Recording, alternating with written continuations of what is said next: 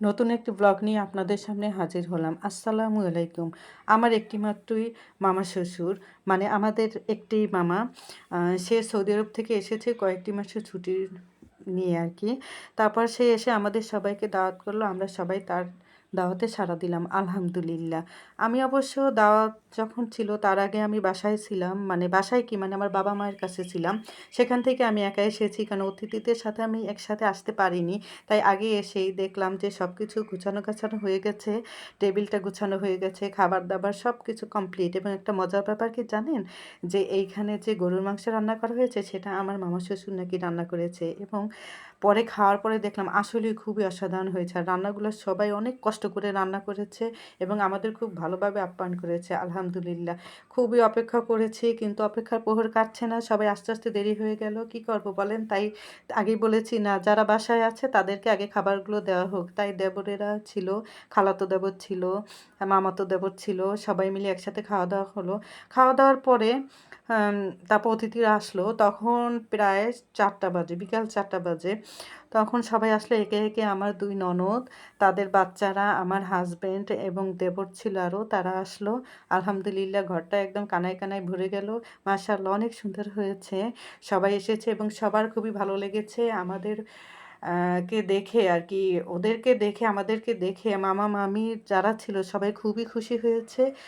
আর এখানে দেখতে পাচ্ছেন যে আমার বড় ননদের 2টা মেয়ে আর কি, হচ্ছে বড় মেয়ে আর এই হচ্ছে ছোট মেয়ে।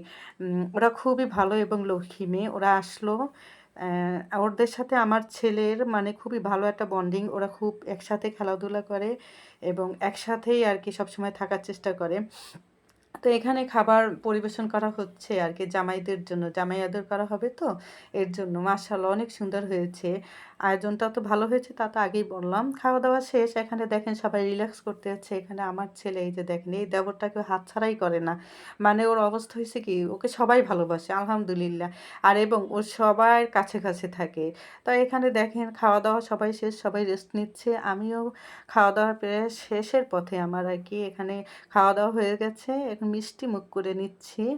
আম, মিষ্টি মুখ করার পরে এখন একটু ছাদটা দেখাবো আপনাকে। ছাদে ওঠার আগে আম, এখানে যে ওঠার আগে যে এখান থেকে দিঘিটা আর কি, দিঘি আছে একটা দিঘি, এখানে অনেকগুলো মাছ আর কি লালন পালন করা হয়। অবশ্যই এটা রাস্তার ওপাশে আর কি, বিল্ডিংয়ের রাস্তার ওপাশে, অনেক সুন্দর লাগে, মনোরম পরিবেশ আর কি এখান থেকে দেখা যায়। তারপরে যে ছাদে দেখেন অনেকগুলো গাছ আছে এবং খুব সারিবদ্ধভাবে লাগানো আছে এবং খুবই পরিপাটি এবং নিট অ্যান্ড ক্লিনভাবে সব কিছু আর কি ডেকোরেশন করা হয়েছে। আলহামদুলিল্লাহ খুবই ভালো লাগলো, চারদিকের পরিবেশটা তো অনেক সুন্দর। যাই হোক, এখন তো আমাদের ঘোরাফেরা শেষ, এখন আমরা বাসায় যাওয়ার পথে আপনার ভাই আর আমি গেলাম। এই তো এই পর্যন্ত। ভিডিওটা কেমন লাগলো অবশ্যই